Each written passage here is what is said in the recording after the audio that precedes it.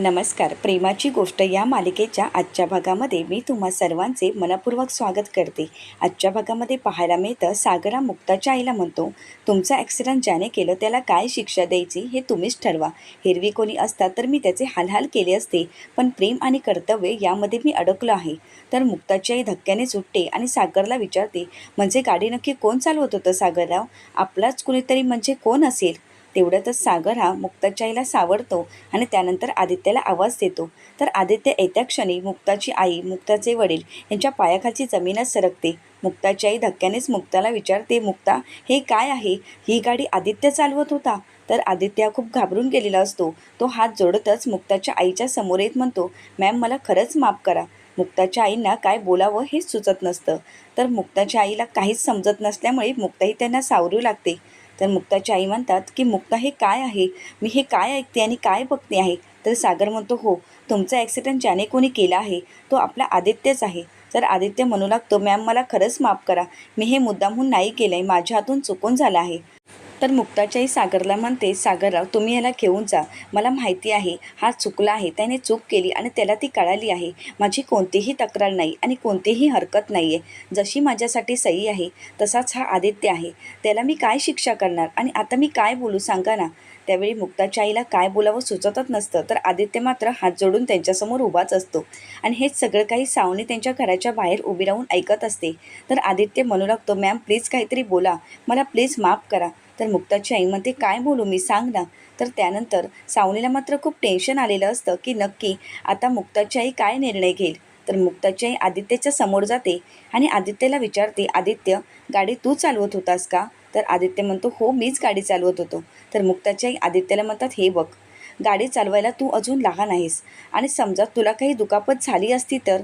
अरे या सगळ्यामध्ये तुला काही लागलं असतं तर तू काय केलं असतं सांग ना? अरे तुला पण काहीतरी होऊ शकलं असतं. मला माहिती आहे आदित्य, अरे लहान वयात गाडी चालवायची नसते हे तुलाही माहीत नसेल, पण आदित्य ही तुझ्या हातून घडलेली खूप मोठी चूक आहे. यामध्ये कोणालाही दुखापत झाली असती ठीक आहे, पण तू लहान आहेस, तुला काही झालं असतं तर? त्याचवेळी मुक्ताच्या आईला आदित्यचा तो पहिला प्रसंग आठवतो की ज्यावेळी बारशा दिवशी आदित्य आलेला आणि त्यावेळी त्याला सगळ्या गोष्टीची पश्चातापही होत असतो. तर मुक्ताची आई आदित्यला म्हणते, आदित्य तुला मनस्ताप झाला आहे हे मला अगोदरच कळलं होतं, पण एक लक्षात ठेव, पुन्हा गाडी चालवायची नाही. जे झालं ते विसरून जा आणि हीच तुझी शिक्षा असेल. पण शिक्षा नसली तरी एक शिकवण तर आहेच. 18 वर्ष झाल्याशिवाय तू गाडी चालवायची नाही. आणि हो, रितसर प्रशिक्षण घेतल्याशिवाय गाडी चालवायची? तर आदित्य म्हणतो, नाही. आदित्यला त्याची चूक कळालेली असते आणि हे पाहून मुक्तालाही खूप आनंद झालेला असतो. मुक्ताच्या आईने मोठ्या मनाने आदित्यला माफ केलेलं असतं. तर मुक्ताची आई म्हणते, सागरराव माझी आता कोणतीही कंप्लेंट नाही आहे किंवा कोणतीही तक्रार नाही. मी कोणतीही तक्रार नाही करणार, कारण मी आजी आहे आणि तुमचा मुलगा म्हणजे माझा नातूच आहे. आजीच्या जगामध्ये किंवा आजीच्या शब्दकोशामध्ये नातवासाठी कोणतीच शिक्षा नसते, असते ती फक्त माफी. मॅमनी मला माफ केलं या गोष्टीनेच आदित्य खुश होतो आणि सागरला मिठी मारत म्हणतो, पप्पा मॅमनी मला माफ केलं आहे. तर सागर हा रागानेच आदित्यला म्हणतो, त्यांनी तुला माफ केलं तरी मी माफ केलं नाही. तर मुक्ताचे वडील म्हणतात, सागरराव? तर सागर म्हणतो, हो, काही झालं तरी मी त्याला शिक्षा देणारच, कारण अशा गुन्ह्याला शिक्षा तर व्हायलाच हवी ना. तर मुक्ताही सागरला समजावू लागते, मात्र सागर कोणाचंच ऐकून घ्यायला तयार नसतो. सागर आदित्यला म्हणतो, आदित्य तू केलेल्या गुन्ह्याची शिक्षा तुला मिळायलाच हवी. सागर आदित्यला आईंसमोर घेऊन येतो आणि आदित्यला म्हणतो, पुढचे काही दिवस तू आईसोबत घालवायचे आहेत. तू रात्री घरी जाऊ शकतोस. मी जे काही करत आहे ते तुला आता कळणार नाही आदित्य, पण तुझ्या भविष्यासाठी ही शिक्षा खरंच खूप महत्त्वाची आहे. तू इथे राहिलास तर काही चांगल्या गोष्टी तुझ्या कानावर पडतील. तुला खरंच खूप चांगलं शिकायला मिळेल. त्यासाठीच तू इथे वेळ घालवायचा आहे. तर आदित्य मुक्ताच्या आईला नमस्कार करतो आणि त्यानंतर मुक्ताची आई आदित्यला म्हणते, मस्ती करावी, पण इतकीही नाही की दुसऱ्या एखाद्या व्यक्तीला त्या गोष्टीने नुकसान होईल. असं म्हणतच मुक्ताची आई हात वरती करत असते, मात्र आदित्य घाबरून गेलेला असतो. त्याला वाटत असतं की मुक्ताची आई आपल्याला मारणार. तर मुक्ताची आई आदित्यला म्हणते, आदित्य अरे का घाबरतोयस? मोठ्यांचा हात उगारण्यासाठी नाही तर आशीर्वादासाठी असतो. असं म्हणत ते आदित्यला आशीर्वाद देतात आणि हे सगळं पाहून सावनीला खूप राग आलेला असतो. सावनी रागानेच आदित्यला म्हणते, आदित्य चल आपल्याला घरी जायला हवं. तर आदित्य सावनीला म्हणतो, मम्मा मला थांबायचं आहे इथे, आपण थांबूया का थोडा वेळ? तर सावनी म्हणते, मला इथे थांबता येणार नाही. तर आदित्य हा सावनीला म्हणतो, मग मम्मा तू घरी जा, मी पप्पांसोबत येईलच. असं म्हणत आदित्य हा सावनीला जायला सांगत असतो. मात्र सावनी तिथून न जाता आदित्यला घेऊनच जात असते. मात्र आदित्य स्वतःला थांबवण्याचा प्रयत्न करतो. मात्र सावनी काही त्याचा हात सोडत नसते आणि त्याचवेळी हे सगळं पाहून सागरला खूप राग येतो. सागर धावतच सावनीजवळ जातो आणि सावनीला म्हणतो, सावनी आदित्यचा हात सोड. आणि स्वतःहून आदित्यकडून सावनीचा हात बाजूला करतो आणि सावनीला खुणावूनच तिथून जायला सांगतो. सावनी रागानेच तिथून निघून जाते. त्यानंतर सागरा मुक्ताच्या आईच्या समोर येतो आणि हात जोडून थँक्यू म्हणत म्हणतो, आज जर तुम्ही माझ्या मुलाला माफ केलं नसतं तर मी काय झालं असतं याचा विचारही करू शकत नाही, खरंच थँक्यू. त्यानंतर सागरा मुक्ताचीही माफी मागत म्हणतो, मुक्ता खरंच थँक्यू, आज तुम्ही आदित्यला माफ केलात. तर मुक्ता म्हणते, अहो मी तुम्हाला म्हणाले होते ना, आईकडे सगळ्या प्रश्नांची उत्तरे असतात.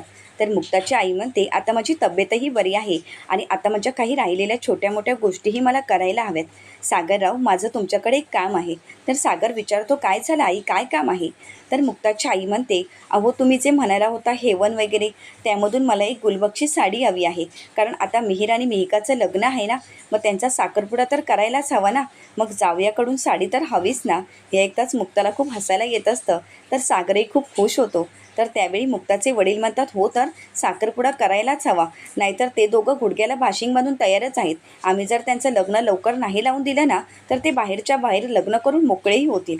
त्यानंतर सर्वजण खूप खुश असतात आणि मिहिक आणि मिहीरच्या लग्नाचा विचार करू लागतात. तर हे सगळं काही सावनीने ऐकलेलं असतं. तर सावनी चिडूनच मनाशी म्हणते, मिहीरला माझ्यापासून दूर नेलं, तसंच आदित्यला सुद्धा आता माझ्यापासून यांनी दूर केलं. आधी सहीला, मग मिहीरला आणि आता आदित्यला. पण मी असं होऊ देणार नाही. आदित्य माझा मुलगा आहे, मी माझ्यापासून त्याला लांब जाऊ देणार नाही. काही झालं तरी मी माझ्या आदित्यला माझ्याजवळच ठेवणार, त्यासाठी मी काहीही करायला तयार आहे मुक्ता. तर इकडे इंद्राताईंना सगळं सत्य स्वातीने सांगितलेलं असतं. तर स्वाती म्हणते की हे सगळं ॲक्सिडंट आदित्यमुळे झालं आहे. तर इंद्राताई म्हणतात, काय आदित्यमुळे? पण त्याला गाडी चालवता कुठे येते? तर स्वाती म्हणते, हो हेच तर, त्याला गाडी चालवता येत नाही, त्याने ड्रायव्हरकडून हट्टाने गाडी घेतली होती आणि म्हणूनच हा ॲक्सिडंट घडला. तर इंद्राताई ड्रायव्हरला दोष देऊ लागतात आणि त्याचवेळी तिथे सागर आणि मुक्ता पेढे घेऊन आलेले असतात.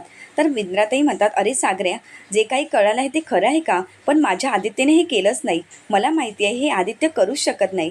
तर सागर म्हणतो, हो आई, जो विषय तिथेच मिटला आहे, पण हे सगळं काही तुझ्या नातवानेच केलं आहे. तर इंद्राताई म्हणतात, नाही, माझा नातू असं करणारच नाही.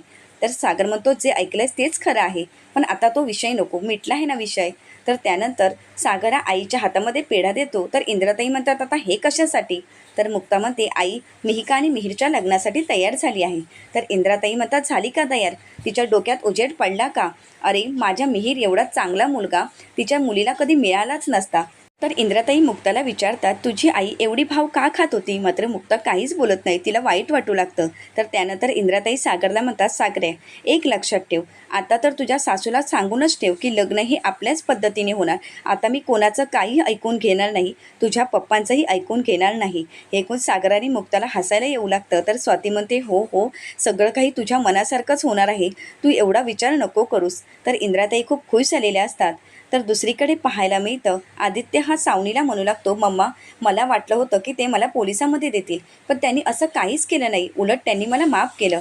त्यानंतर आम्ही एकत्र लंच केलं, त्यानंतर त्यांनी माझ्यासाठी आमरसही केला होता. त्या सगळ्यांनी किती मोठ्या मनाने मला माफ केलं ना. खरंच किती चांगली माणसं आहेत ती. मला वाटलंही नव्हतं की ती माणसं एवढी चांगली असतील, पण आज मला समजलं आहे की त्या घरची सगळी माणसं खरंच खूप चांगली आहे. आणि त्याचवेळी सावनीच्या दरवाजाची बेल वाजते. तर आदित्य दरवाजा उघडायला जाणार असतो. तर सावनी म्हणते, थांब आधी बेटा, मी जाऊन दरवाजा उघडते. असं म्हणून सावनी ही दरवाजा उघडण्यासाठी जाते. तर बाहेर पोलीस आलेले असतात. तर ते पाहून सावनी म्हणते, तुम्ही आणि इथे? तर इन्स्पेक्टर साहेब म्हणू लागतात, हो, कारण तुमच्या मुलाने लायसन्स नसताना सुद्धा एवढ्या लहान वयामध्ये गाडी चालवली होती आणि त्यामुळेच आम्ही त्याला अरेस्ट करायला आलो आहोत. हे ऐकताच सावनी मात्र घाबरून जाते आणि हे सगळं काही आदित्यने ऐकलेलं असतं. तर आदित्यला काय करावं हे सुचत नाही. आदित्य त्यांच्यापासून लांब पळण्याचा प्रयत्न करतो, मात्र पोलीस त्याला पकडतात. तर सावनी म्हणते, प्लीज त्याला सोडा. तर पोलीस म्हणतात, नाही, आम्हाला ह्याला अरेस्ट करायचं आहे. तर आदित्य म्हणतो, पण त्या सगळ्यांनी मला माफ केलं होतं ना, मग कंप्लेंट नक्की कोणी केली आहे? तर इन्स्पेक्टर साहेब म्हणतात, म्हणतात मुक्ता कोळी यांनी तुमची कंप्लेंट केली आहे. तर सावनी म्हणते एक काम करा, तुम्ही याला नका तर मला घेऊन जा, माझ्या मुलाची शिक्षा ही मला मिळाली तरी चालेल. तर ते म्हणतात असं कसं होईल मॅडम, त्याच्या नावाने कंप्लेंट आहे ना, मग त्यालाच अरेस्ट करावं लागेल. तर सावनी म्हणते नाही साहेब, मला तुम्ही घेऊन जा पण माझ्या मुलाला शिक्षा करू नका. तर इन्स्पेक्टर साहेब म्हणतात नाही, आम्हाला तर त्याला घेऊन जावंच लागेल. तर सावनी ही इन्स्पेक्टर साहेबांच्या पाया पडत म्हणते प्लीज साहेब तुम्ही असं करू नका, मी तुमच्या पाया पडते, माझ्या मुलाच्या भविष्याचा प्रश्न आहे, प्लीज त्याला एकदा माफ करा. तर इन्स्पेक्टर साहेब म्हणतात हो ठीक आहे, तुमच्या सांगण्यावरून आम्ही एकदा माफ करतो, पण यापुढे तुमच्या मुलाच्या हातामध्ये गाडी देऊ नका, असं म्हणून पोलीस तिथून निघून जातात. तर सावनीची ही अवस्था पाहून आदित्यला खूप वाईट वाटतं. आदित्य हा सावनीला म्हणतो मम्मा तू रडू नकोस, मला माहिती आहे, बघितलंस ना त्या सगळ्यांनी हे सगळं नाटक केलं होतं. सावनी म्हणते बघितलंस का आदित्य, अरे तुला माफ केलं हे फक्त तुला दाखवलं त्यांनी, पण शेवटी मुक्ताने काय केलं. तर आदित्य म्हणतो हो, एक नंबर चिटर आहेत ते सगळे, मी त्यांच्यावर विश्वास ठेवला, हीच खरंच माझ्या हातून झालेली मोठी चूक आहे, पण मम्मा यापुढे मी असं करणार नाही. तर सावनी ही आदित्यला म्हणते आदित्य तुझ्यावर कोणी विश्वास ठेवो अगर नको ठेवू, पण माझी साथ तुला कायमच असेल बेबी, मी तुला कधीच एकट्याला सोडणार नाही. आणि सावनी आदित्यला जवळ घेते आणि हसू लागते, कारण हे सगळं केलेलं एक सावनीने नाटकच असतं. तर ते पोलीस त्यानंतर हर्षवर्धनकडे येतात. तर हर्षवर्धन त्यांना पैसे देतो आणि त्यांना म्हणतो ठरल्यापेक्षा जरा जास्तच पैसे आहेत आणि ते काही प्रश्न विचारणारच. तर हर्षवर्धन म्हणतो तुम्ही आता खऱ्या पोलिसांसारखी चौकशी करू नका, कारण तुम्हाला पैसे तर एक्स्ट्रा मिळालेच आहेत ना, मग आता तुम्ही जाऊ शकता. पण हो, एक लक्षात ठेवा, तुम्ही जास्त वेळ अशा ड्रेसमध्ये फिरू नका, नाहीतर खरे पोलीस तुम्हालाच अटक करतील. तर दुसरीकडे मुक्ता खूप खुश असते, म्हणून सागर मुक्ताला म्हणतो काय मग आज खरंच खूप खुश दिसता. तर मुक्ता म्हणते हो, कितीतरी दिवसानंतर आईने स्वतःहून जेवण बनवलं होतं आणि अख्खं जेवण ती बनवू शकेल एवढी ती बरी झाली आहे, आणि मिहिकाचंही आता सगळं ठीक होत आहे ना. आणि आदित्य पण किती खुश होता, या काउन्सिलिंगमुळे आदित्यमध्ये खरंच खूप बदल घडला आहे आणि म्हणूनच आदित्य एवढा चांगला वागतो. तर मुक्ताला सागर म्हणतो हो ना, हे सगळं काही तुमच्यामुळे शक्य झालं, तुम्ही जर नसता तर मी आदित्यला या मार्गावर घेऊन येऊ शकलोच नसतो. तर मुक्ता म्हणते खरं तर थँक्यू आईला म्हणा, आईने इतक्या गोष्टी आदित्यला शिकवल्या आहेत ना की तो रागावर कंट्रोल करू शकला आणि खरं तर नात्याचं महत्त्व पटलं आहे त्याला. तर दुसरीकडे आदित्यला सगळ्या घडलेल्या गोष्टी आठवू लागतात की आपल्या दारामध्ये पोलीस आले होते आणि त्याचवेळी सावनी त्याच्यासाठी पिझ्झा घेऊन येते आणि आदित्यला म्हणते आदित्य बेटा तुझ्या आवडीचा तुझा फेवरेट पिझ्झा मागवला आहे, खाऊन घे ना. तर आदित्य म्हणतो नको, मला खरंच नको आहे. सावनी म्हणते अरे आदित्य बेटा प्लीज पिझ्झा खाऊन घे. आदित्य म्हणतो नाही खरंच मला नको आहे, माझी भूक नाही आहे, माझी भूक मेली आहे. तर सावनी म्हणते एवढे मोठे मोठे शब्द, चालेल ठीक आहे, तू नाही खात तर मीही खाणार नाही. तर आदित्य त्यानंतर पिझ्झा खातो आणि सावनीलाही भरवतो. आदित्य सावनीला म्हणतो मम्मा मला वाटलं होतं की ती माणसं बदलली आहेत, पण नाही, मला आता कळालं की कोण बरोबर आणि कोण चूक, कारण तुझ्या इतकं जास्त प्रेम माझ्यावर कोणीच करत नाही. आज घरी पोलीस आले तेव्हा सगळा आरोप तू तुझ्यावर घेत होतीस, आज तू मध्ये पडली नसतीस तर मला पप्पांच्या नवीन बायकोने खरंच जेलमध्ये टाकलं असतं.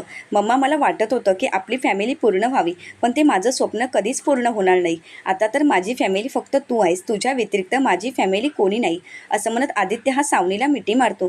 तर सावनी ही मनातच म्हणते सॉरी आदी बेटा, हे सगळं काही पोलिसांचं प्लॅन मला मुद्दामहून करावं लागलं, नाहीतर तूही माझ्या हातातून निसटून गेला असता आणि आता मला काहीच गमवायचे नाही आहे. तर दुसरीकडे सागर हा मुक्ताला म्हणतो आईंना तर मी थँक्यू म्हणणारच आहे, पण तुम्हालाही खरंच थँक्यू. आईने ज्याप्रमाणे आदित्यला काही गोष्टी शिकवल्या त्याचप्रमाणे तुम्हीही मला गोष्टी शिकवल्यात आणि म्हणूनच माझा रागावरचा कंट्रोल, नात्यांचं महत्त्व हे सगळं काही तुमच्यामुळे मला समजलं आहे.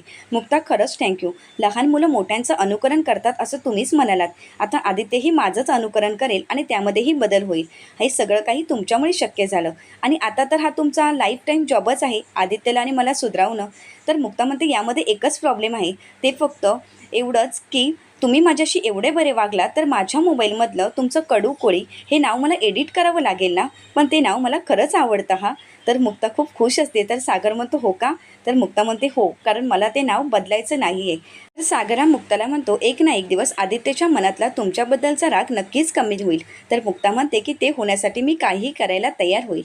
तर सागरला मुक्ता म्हणते एक नक्की, तुम्ही आणि मी मिळून आदित्यला यापुढे कोणतीही चूक करून द्यायची नाही, कारण माझ्यासाठी आदित्यही तितकाच महत्त्वाचा आहे जेवढी माझी सही. हे ऐकून सागरला खूप मुक्ताचा अभिमान वाटू लागतो. तर पुढील भागामध्ये पाहायला मिळतं सावनी ही हर्षवर्धनला म्हणते सागर आणि मुक्ताची प्रोफेशनल बदनामी करायला हवी. तर सावनीला हर्षवर्धन म्हणतो हो, त्यासाठी मी आधीच माणसं कामाला लावली आहेत. तर इकडे आरती ही मुक्ताला फोन करते आणि म्हणते मॅम एक खूप मोठा प्रॉब्लेम झाला आहे की आपल्या क्लिनिकला टाळं लागलं आहे, तर त्यावेळी मुक्ताला एक लेटर आलेलं असतं. ते पाहून मुक्ताला धक्काच बसतो. तर सावनी ही हर्षवर्धनला म्हणते, आज मुक्ताचं लायसन गेलं, उद्या तिला जेलही होईल आणि मग येईल सागर कोळी आपल्याजवळ दयेची भीक मागत. आता सावनीने हा केलेला प्लॅन सक्सेसफुल होईल का, हे पाहण्यासाठी चॅनलला नक्कीच सबस्क्राईब करा.